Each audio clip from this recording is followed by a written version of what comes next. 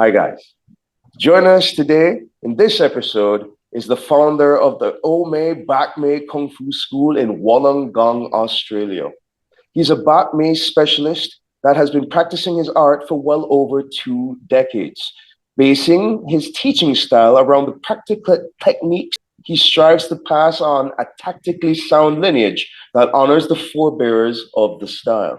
Please welcome Sifu Dane Tobias. How are you doing Good today, morning. sir? Good, and yourself? I'm doing quite all right. It is an absolute pleasure to finally get you for an interview, sir.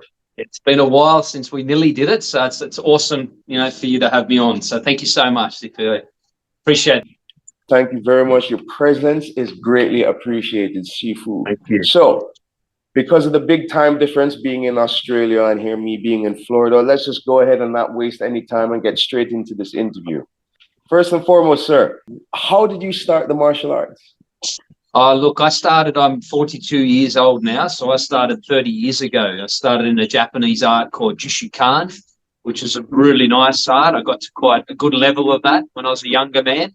And then from then on, I also started a beautiful judo with my father, because my father he was a judo champion in South Africa. So I've always been surrounded by martial arts since I was 12 years old. So that's where I started. I continued those arts, and then from there I fell in love with Jet Li, Jackie Chan, all these movies, Dragon Ball Z every morning. I was late to school. So all I did was fascinated on all the celebrities and all the Kung Fu style arts. At the age of 14, 15, my brother started a White Tiger system in Queensland, Sunshine Coast, Australia. So I learned quite a little bit of techniques from him when I was only 10 years old in that system, which was great. And from there on, I've just progressed. And then I found a Sherful in a really nice system called the Chow Tong system, which consisted of 3 different Kung Fu arts, Mizung Chanfan art, and also the Southern Shaolin Temple Kung Fu, and also the Bihar Buddhist White Crane system. So I studied underneath Sherful Shinkai Yun for 7 years intense training with his students in the fields and at his house. So yeah, fascinating actually. And from there on, I studied with him and worked with quite a few high-level masters in Sydney. I trained with a master from the Shaolin Temple. His name was Shirdi Young. I'm sure you're quite familiar with him. I trained with him in a great system in lockdown in Sydney. And then after that, I ended up leaving that system because of certain reasons and training in the BAK MEI wide eyebrow system, which was fascinating. Underneath, it was pretty much it was the Grandmaster Duway's lineage of the BAK MEI side of things. Once you started BAK MEI, it's been BAK MEI ever since, correct?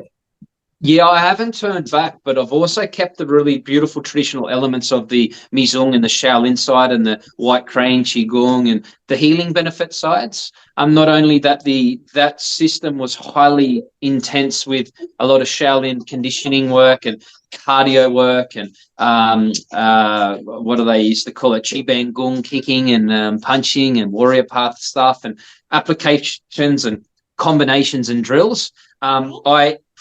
I've always reverted back. When I've started my BAK MEI, it has its own uniqueness about it. But then when I've got to a level of my mind, my mind told me where I needed to go back to the Mizung days to re-heal my mind and condition my mind again. So I use those old tools to fix my mind within going back into the BAK MEI, if that makes sense. So I'll use certain like Ba Da Juin, the 8 pieces of brocades, to bring myself back to line, because that's what I was used to while I was progressing and learning my style of BAK MEI, until I learned my tools to heal within the BAK MEI and our lineages, Qigong and Chinese yoga side and massage and gua sha, and I got advanced. I then learned how to then go back and use the old tools from the old systems to then bring it back and bring that in within the BAK MEI. Right, so you learned the Chow Tong before getting into the BAK MEI, and then when you got into the BAK MEI, the Chow Tong actually helped you learn the BAK MEI, correct? Yeah, it helped me learn if I felt a little bit, if I started to get a little bit ill, if I was too busy at work and I started to get stressed, I'd know where I was able to then use my qigong from my other methods before the illness took a hold of myself. So within these arts, you learn if you feel like you're getting run down, you're not going to go and do hard qigong, which is going to make your illness get worse. So you need to know when to catch your illnesses properly, when to be able to bring the qigong methods in with the right intent. Otherwise, you're just magnifying the illness. If you try to do a hard qigong with the other methods when you're starting to get run down or sick, that can magnify your sickness and vibrate that to make you get even ill. So you need to have a balance and learn that from how you use your body's energies and how you use your mind within 10 of the old ways of qigong, 8 pieces of brocade, 7-minute immersion sets, 6 healing sound sets used with certain postures we use within the old arts and stuff. So it's fascinating of knowing how to understand what you should be doing. The Chow Tongue is what gives you this ability. This is what you learn by doing the Chow Tongue. Absolutely, and it will never ever leave me. You know, the essence and presence from my Sherpa Wushishin Kayin, he lives down the road from me. And he was a Chan master, almost like a mind reader. He's one of the highest levels in Australia, but he's very underground. He doesn't want to be seen. We were never allowed to film any of our 2-man sets, our conditioning in the parks. Mobile phones and cameras were banned when we trained, which was unfortunate because I would have liked to document it, but it was very cool because it was the old methods. There was no money in exchange. These days, everyone wants to make money from everyone. I don't charge my students. There's very rare students I charge. You know, the ones that I say, don't worry about it, they might say, no, Sifu, we want to. Everyone wants everything for money these days, and I'm not like that. So I prefer to give someone health in their life and happiness than to go, I want money and I want this and I'm greedy. So I don't agree with that, if that makes sense. People sell things because they think it's worth a fortune, but what for? It's only sold if you're taught correctly and it gives you a benefit. So I find myself from the old ways, from my old Sherpa, my Sifu, he taught me some methods that now I'm really deeply realizing that how much that meant and how much that has healed me in a way to give that back to my new students. And so I think it's great. Okay, so let's go ahead and bring it back to the BAK MEI right now. Yeah. Right. So seeing as how you're a master, you're a teacher of BAK MEI white eyebrow system, okay? I do have to ask you this, right? What is the benefit of learning and practicing BAK MEI, specifically BAK MEI, over any other particular style of Kung Fu? Well, within BAK MEI, it goes super internal as well. So we learn to use our dantian, our core muscles. We used to learn to use our breath percentages within our meditations. We also learn to use the roof, tongue on the roof of the mouth, which is in many systems, that kind of stuff. So our techniques to create small circles and spirals within our body by using our breath percentages and our breath, which then brings oxygen into our blood, stretches out our muscles. And the benefits and the healing benefits of it is it's a mind thing. So if you're drilling patterns and forms, or katas, they call it in Japanese fighting, we're using our minds to keep active. So I think the biggest benefit within BAK MEI that's different to anything else is I don't think there's a benefit. I think it's who's taught you and your understanding, because I think every martial arts systems, no matter what, has its benefits. No matter what you do, it's what you're in love with and what your body shape is. I think sometimes within martial arts, certain forms fit some people's body shapes or fitness. So you've got to make sure you're choosing that right form for that right person that you're teaching. You're not going to go and give a guy that's a larger guy a form where they're doing a triple roundhouse kick in the air. You're going to be choosing things unless they want to train hard to try to lose that excess weight. But by saying that might be their natural body weight. So we've got to within our system of BAK MEI, I think it comes from the strengthening of your arms. Our conditioning with our shattering the bridge and soy kill is fascinating. We use a lot of breaking coconuts, short range shock power. We use our medicines a lot. We use iron bars, the roller bars for conditioning our bones and stuff. So it's a little bit of a different intent than other styles, but other styles have their uniqueness as well, which I find fascinating. And actually, awesome answer to that question. Sorry, it's very awesome. So let's go ahead now and segue into this next question, which actually goes along with the answer from our first, right? Because you had Awesome. said you had practiced Chow Tung with the three different sections of the Chow Tung, right? Yeah. And you also practice BAK MEI and you teach the BAK MEI system. What are some differences or similarities, right, between the styles that you practiced? Yeah, look, the differences and similarities, such as Shaolin Temple boxing and Mizung, there's a lot more higher kicking and long range within Shaolin fighting. So long fist within the Shaolin. The training structures are different, even though every system has repetitions. So we have Bilji and Jung Choi.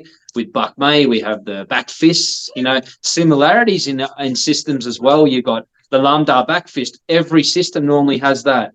We've got Paksa, which, you've got all those certain types of movements within Wing Chun, but you'll find majority of the Kung Fu systems, and even Japanese or Kokushin, they'll come across, we do soy kills on different angles, but they're still taking your center. So the differences between, I think a lot of Kung Fu systems is a Chingy Chingy or the Bagua. They use different little lines and stuff like that. But I think ultimately with Mizung, we do binding butterflies, cutting butterflies, all these different types of movements, but everything is still there very similar. In BAK MEI, we use our body shapes that are different. So we'll do a Hum Hum Bak Boy, which is using our spine. That's why we're using our spine a lot and concaving our chests and stuff like that, and sinking our sacrum and using our body structure with our foundations of our stances. It's totally different to any other system. Mantis is different to our system. A lot of Mantis practitioners says we can't teach you online, to become, or well, they say they can, but you can teach anyone online if they got intent. And if they've got intent, you can see them grow. It depends how much of a good practitioner you are. So I agree with, I've got a great student at the moment. He's progressing hugely. He's only been with me for 12 months. And I can see, it comes to a master's eye to make sure you can see that. Of course, you've got to have sensitivity sets. And of course, you've got to touch hands. And so be it. But if you're an advanced student, you should have already done that. And if you want to touch hands, you've also got iron poles and iron bars and wooden dummies. You've also got your child you can touch hands with once he gets older. So there's no excuse to make excuses. You can't teach people online. So, and like I said before, I'm not here for money, so I'm not using that as like, come and train with me online, because less is more for me. But I'd rather heal 5 people than 100 people. So I think the differences between Kung Fu systems is they all have their differences. And they have their differences for the right reason. It's just a matter of making sure that system's complete with being able to manage every single attack you're learning and every single angle you're learning to be able to utilize it in an instant without thinking, because that's why we train our forms not 10,000 times, 1 million times before you come to mastery level. Masterful answer right there, sir. Right? So, segueing into another question, right? Now, seeing as how similarities being that they all have their differences, right? The one similarity that they all have is that they're martial arts, right? And the martial that they're supposed to be for fighting. So my question to you is, BAK MEI, is it a practical style of fighting?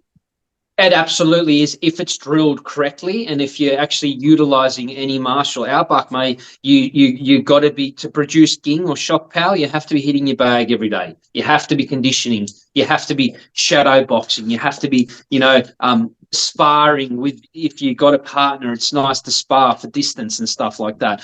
But if you're using your mind with intent and joining your Shen, your spirit, and your you're using your breath and your energy properly, there's no reason why it's not one of the most explosive arts to use in a street fight, so to speak. Because remember, MMA is different. MMA is amazing. MMA is a mixed martial arts, right? So for us to go into a ring against an MMA fighter, sure, we're going to find it very, very hard, and we're going to find something that comes from out of nowhere, because they use kung fu in MMA.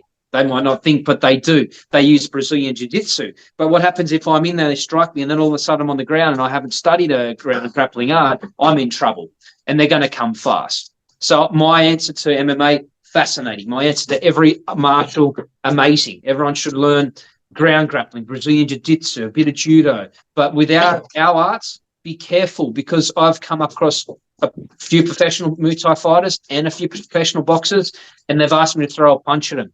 I say I don't throw punches. I'd rather you do that first. They've done it, and within a split second, I've shattered their bridge that hard, they've got shocked. Not only because I've hit them within not 100% intent, because if I did, I would have blew their arms up, but they haven't seen that coming.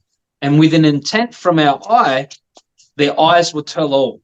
So they've always just went, whoa, what just happened? So they've always got freaked out. So my answer to street fight, is it active, comes down to the person's intent and what breed you are and who you are. Because you can either grow up in life not ever learning any martial art, but if you got the mongrel in you, that mongrel can take out any master on the streets, no matter what, any MMA fighter. I've seen professional boxers that have won Australian championships, and they've been knocked out on the streets in 1 second by someone that's never trained a martial art in their life. So that's my answer to that. It's a good answer. And to go off of that answer, that's very true. That usually the most dangerous person in a martial arts school is not the black belt, but it's the white belt. Yeah, it's like in the kitchen, mate. You have a blunt knife, you're going to cut your finger off. You have a sharp knife and you won't cut it as bad. So, it's very true, Vincent, very true, mate. So you never judge a book by its cover, and drop your ego, So I think that's the biggest thing. And I think a calm mind will always win over an angry mind. An angry mind will only bring illness to a person. Hence why we might wake up and we might be erratic, or we might be angry sometimes, or we might be stressed. Sometimes we should never put pressure on ourselves to train. Sometimes we might not be able to train. Sometimes we get into an area where we think, I'm in my gun, I'm just about to train, but nothing seems to be happening. So just let yourself go and do some meditation. That's what I say. So on the streets, or using our arts of BAK MEI, we will kill. And that's the scariest thing. And not only saying that, that's any system if you know how to use it correctly, and if you've trained it 10,000 times over or 1,000 times over. So all right, it's true. It's all about how you practice. That is true. My BAK MEI Kung Fu teacher prescribes is pretty much very, very similar. Right? He says when you're practicing and you get tired, stop practicing right there, because when you get tired, right, and you keep on practicing, when you get tired, you develop bad habits. Absolutely, right? Man. Yeah. And those bad habits are then reinforced by more tired practice, going over and over and over. So, stop when you're tired. Fun. Because it's exactly right, mate. Because it should be fun.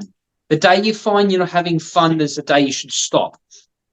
You should be happy. You should be humble. You should smile. You should have longevity. You should be doing it for you, nobody else. We don't want to compare ourselves against our senior kung fu brother or the guy next door. We want to just compare ourselves to our own abilities.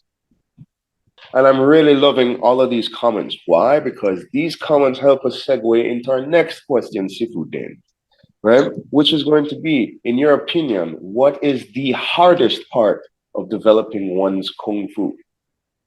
The hardest part is having the confidence in yourself that we will make it one day. And I said it that way because what is making it one day? Making it one day is only what you want to make of it, with no pressures from the higher who. The higher who is who. The higher who is you.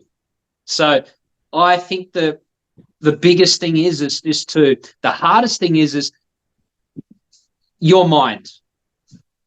If your mind tells you, oh, I can't train today, that's the hardest thing because your mind's already trying to tell you that. So you got to get past that mind and say, no, I'm going to train. So you then train harder. Every time you train hard, your dantian gets stronger. Every time you get stronger, your breath gets better. Every time your breath gets better, you're a happier person because you released your endorphins. You're a stronger practitioner because you believe in yourself. So I think the hardest thing is getting up, getting in your gun, lighting your incense, lighting your candles, sending your prayers and your love to our ancestors, out of respect, and believing that you are meant to be on this journey, because never giving up. My old past Sifu, it was hard because I nearly left 4 times because it was horrifically hard. But I just pushed to myself. I grew up in a hard upbringing. I knew I could make it for me. But then when I come to the points I'm going to leave, I wasn't a loser. I was doing it because I didn't care if I wasn't a Sifu or not. I didn't care if I didn't have a big red belt around my waist or a black belt. It came down to my own security and my own love for my own self. Because at the end of the day, all it is about our health and our mind to be better people. It's not about being the best kung fu fighter or martial artist in the world and I'm going to knock you out and I'm going to be cool. No, it's about being a strong man for your wife and your children, being able to protect anyone that's in harm, being able to have the confidence and strength within your dantian and mind. If someone's had a car accident, you've got the heart to go and help them, even if you may get harmed. So that's my answer to that question. So the hardest part of developing one's kung fu is the ability to conquer one's own mind. That's all it is. I love it. That's an absolutely awesome answer. It's masterful once again. So we're going to go into another question, Sifu Dane. If you could teach the new generation of martial artists only one thing, whether it be technique or philosophy, what would it be? Just one thing at all. One thing at all, it would be, I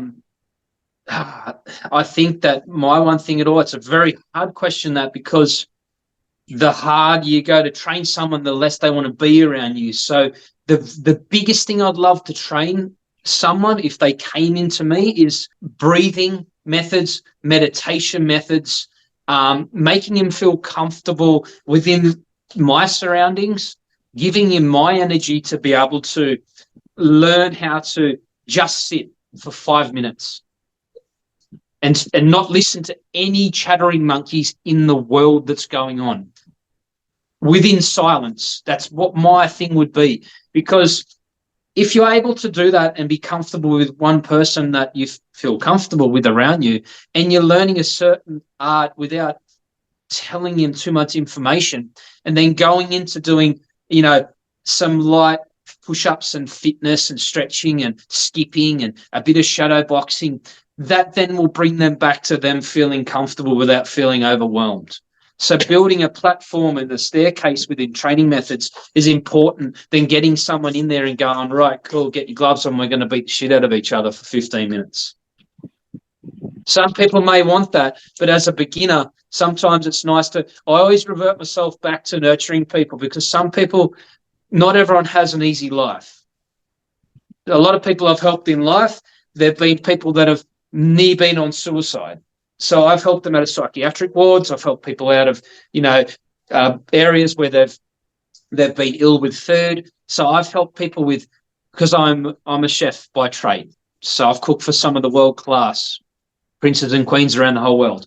I won't go into that. It's another world. But to be able to give someone a life of a good diet, a life of money in their pocket, if I've got it, I'll give them a life of how to live healthy, to keep happy, and to give them a good shelter. And another area to think about life, that's my motto, is to get them out of that line of that thought, because sometimes that line can be, that divided line can be my line to help them out of that line that can open up their world just from one word. So that will grow for them to be proud of themselves, be able to know they can train hard and become a practitioner, whatever they choose to become. Even if they want to become a Sifu in playing a piano, or a Sifu in cooking, a Sifu in ballet, it doesn't matter. It's opening their mind to become someone they've never thought they could, with confidence from something. That's an awesome thing to teach. So if you could teach that one thing, that what would it be? Chow Tung. That's Absolutely, mate. Absolutely. And then any good martial arts, you know, they'll have some foundation of qigong, some foundation of meditation, some right. foundation of Zen through Japanese arts. And there's a reason for that, because it calms your mind. You got the yin and you got the yang. If you always just got yang, you're going to burn out. You're going to have too much fire. You're going to get a damaged livers. You're going to get damaged organs. You're going to have a erratic mind. You need the sense of the yin and yang balance within any martial arts you study, with any life balance you study. You know, and that comes down to having your mind to be able to settle at night. We go to sleep right at night. The only time we settle is when we go to sleep, but there's people that can't sleep. So when do they settle? They revert to alcohol. They revert to drugs. So how can we not learn that to start off with any martial arts? Is massage, releasing toxins, a good diet, a good health plan, good meditation, and a calm heart. Then if you build those foundations, you're straight into Qi Ban Gong, you're straight into push-ups, you're straight into cardio, you're straight into basic methods of Kung Fu. I'd rather you do 1,000 punches correctly and then 100 punches correctly and the other 900 really bad for the rest of your life within a system. Why not learn that muscle mass to build that memory? And that memory comes from your mind. If your mind's not clear and relaxed and knows the breath of calmness within 10th the channel, you ain't got nothing to break bricks and you haven't got nothing to break anything, because breaking something stone and wood like I've done when I got to levels, that was breaking without thinking, and that energy penetrated warmth through there like an iron rod. So that within life can penetrate through a soul, and that can help someone without them knowing you're doing that. When you had first said about, teaching somebody to sit down and be quiet for 5 minutes, that in itself is a beautiful thing to teach people, because that is a form of meditation, like you're saying, right? Being able to sit Absolutely. down and do the 5 minutes, right? Yeah. That's a form of meditation. But then when you, like you're saying, like it can go further than that, from staying quiet to to going and doing a little bit of exercise, to going and do a little bit of a form, to go doing something for that 5 minutes. Then you repeat that. And the thing is too, like, not only it's how, and then what happens is, what if you're sitting in the normal world, say we're in the forest in Jamaica and we've got a busload of people that come over to you, do you say hello, or can you just be connected to the winds, the earth, the elements? We might say hello, but then we might come back and be who we are. We should be safe to be whoever we are in any moment. We shouldn't have to have someone be walking on the streets, and we shouldn't have to be talking to everyone. There's a saying like, you should never talk too much. You should never laugh too much. You should never cry too much. You should do every one of them, but not too much. That's the best thing you should be doing. So I find it fascinating where I have people, and I said, and someone that will talk too much all the time, they got anxieties. They got, they feel like they need to, so sometimes it's nice just to be. That's what I reckon. It's assuring to, do meditation like that, be quiet and so on like that. You also come to the sense of, to having a sense of self, or should I say a safe sense of self, being just, being able to be. Yeah, Dawa, being the Dawa, being with the Tao, like it's going with the flow, and we all have our struggles. My struggles were, when I grew up, if I needed to go away, I was a professional surfer at 14, so I could actually go to the oceans and surf for 12 hours with nothing else around me except sharks, whales, ocean snakes, dolphins, the sand, the ocean, the smells. And then when I'd fish and gather, I'd hunt and I'd feed and live off the planet, the earth. That's the gift that we've got. So to show people that in life will only bring them to their own man or their own female and their own person. So I think it's very fascinating. Once again, I'm saying this a lot. A masterful answer right there, Sifu Dane. I absolutely agree with that answer 100%. By the way, I really like that answer. Right. So we're going to continue on to our last question right now. How can you be contacted? Or they can get me on social media. So I've got Instagram, which is Dane Tobias 1, Dane Tobias, Tobias 1, Dane Tobias 1. Also got my Facebook page as well. I think it's at the moment it's labelled as White Tiger Kung Fu. I'll be changing that to Ngor Mei BAK MEI soon, but it's underneath White Tiger Kung Fu Australia, Sifu Dane Tobias. Yeah, and what I'll be doing is I've got quite a few students at the moment, and they're getting back to me here and there, and I'm slowing them all down to realise that Rome wasn't built in a day. You show me the correct techniques, you get it. You only progress by sending your Sifu a good amount of material back, and if that material, without questions, aren't questioned to me in a way where I can help you, if it hasn't already been answered, you're not going to progress it at a faster rate. And you know that too, mate, don't you? Like, it's like, that's the way it is. You want to learn online or those kind of things, like, that's the way it's got to be. So, yeah, I think it's fascinating. And within my journeys now, you know, it's going to be fun for myself because I'm going quite underground with my martial arts. I'm only, you know, young myself, so I'm going to progress and learn to layer my systems. So I'm super excited, mate. And I'm very, very happy that you got me on this, you know, podcast today. So I appreciate it. I'm actually even more ecstatic than you are that I actually got you on today as well, sir. It's been well over, I'd say about a good 6 months I've been trying to get you on here. Yeah, I had to say, unfortunately, because of certain reasons. But yeah, look, I'm going down the Tibetan Lama Pi system at the moment with a beautiful master in Las Vegas, Nevada. I've been taken underneath the wing by a great master over there. So I'm very, very lucky to have that, Jake Solderberg. So my dream ever since I started back with the Mizong, the Chaotong system, since we've done the white crane, it's like the Tibetan crane. So since we've done all those arts, I was also fascinated in the Tibetan Lama. So things happen for a reason. And Sifu came along at the right time to take me under this week. So without really asking. So that's a true blessing to learn the ancient arts of the Lion's Roar, Kung Fu. Yeah, so that's going to be a really beautiful journey for me. For me then to learn another element of this martial, to then teach on the fighting arts of the BAK MEI and the Red Dragon Qigong of the BAK MEI, because we have Red Dragon Qigong in our BAK MEI as well, which works to help heal the spinal fluid. Okay, so you've got the Golden Pearl, so that it goes really quite into alchemy outside of our BAK MEI. We have a heap of yin building meditations and a lot of meditations to do so we can bring ourselves back so our yin and yang are totally balanced. Okay, and that of course comes from the Taoist, from the Taoist caves, yeah, the Taoist side of things, yeah. Information for Sifu Dane Tobias will be in the description below. Also in the description below will be a link for FeiYue shoes. If you need FeiYue shoes, go ahead and click the link down in the description below. Get the best prices, get the best deals, all at FeiYue shoes.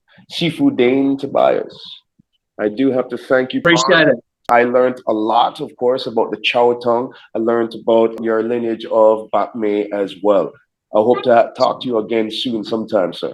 I really appreciate it. Thank you for your time. All right. Thank you very much, sir. Bye-bye. Cheers, brother. Good luck. Bye.